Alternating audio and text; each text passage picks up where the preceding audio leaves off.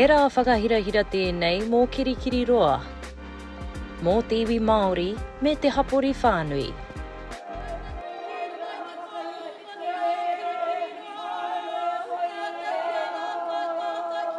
Ko taku tino manako nui ia, kia whakatinana i ngā uara me te tāhuhu o te rautaki Māori ara ko he pau manua ora. E whā ngā pau o roto o tērā o ngā rautaki, ana ko ngā pau katoa e hāngai ana ki ngā mahi whānui a te kaunihera. Ka tukuna e Maria Huata, rāua ko Robbie Neha i o rāua o ati hei kaikaunihera ki runga i te tēpu whakahaere o te kaunihera o Kirikiriroa. Kia tino rangatiratanga tia tō reo. Uphold your voice and your truth.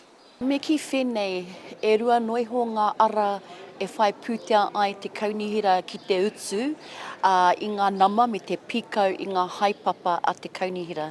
Ko te ara tuatahi ko ngā reiti, ko te ara tuarua, e hara i te mea he hohonu tēnei ara ko te ara ki ngā kai whakawhanake, ka kuhu mai ki roto i te taone ki te whakatū whare, ki te whakatū pakihi. I am indebted to our wahine, our tū wahine, for their sage advice, for supporting me in my endeavour.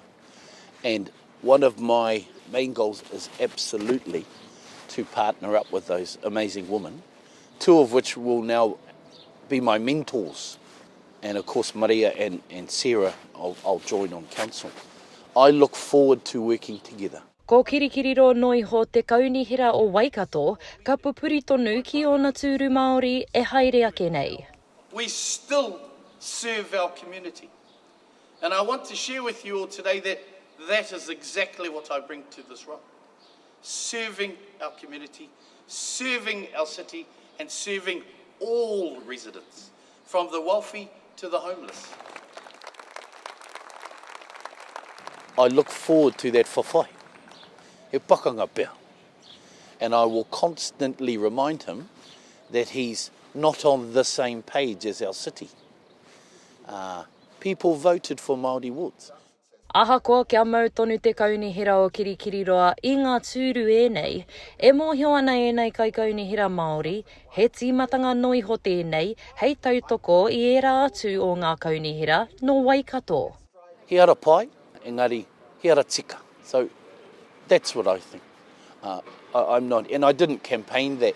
I never talked about myself. Kei tēnā ngō rātou ake pūmanawa, pukenga, whiakoranga. Ko ngau āhuatanga katoa, ka tōpu, hei oranga mo tātou katoa. Ko te mahi nui mō te koromatua o Kirikiriroa, a Tim McIndoe.